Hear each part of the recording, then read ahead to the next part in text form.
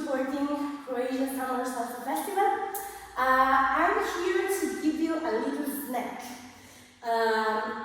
So some tips about body movement, of course, that is something that I'm working a lot.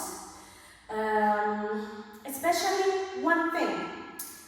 So we have to go back to the basics. Yes, always. I think that to improve, to get better, at a certain point, you need to go back to the basics. Yes, it's very important.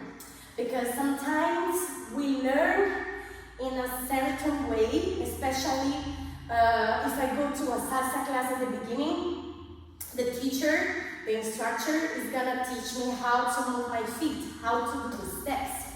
Yes, right? But not a lot about the technique, about how you have to step, about where you have to put your weight,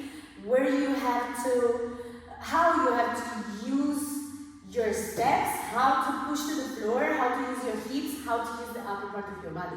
Yes, but that's normal because it's something that you cannot understand from the beginning. So I'm doing a lot of private classes where people that maybe dance for a long time ask me to do this. Yes, so I think it's something very important.